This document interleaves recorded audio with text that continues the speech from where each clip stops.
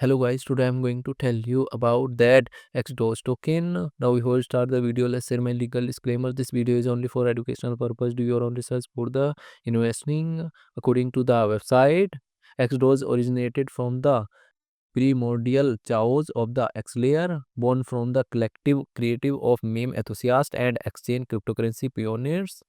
Starting with a simple image of a DOS, it rapidly evolved into a global phenomena by fusing the finest essence of meme culture, those with the revolutionary potential of OKX native X layer blockchain technology. XDOS is designated to become the eye of the storm on the exchange, sweeping through the entire crypto universe. Their community is to build on the principles of fun, inclusively, and financial empowerment.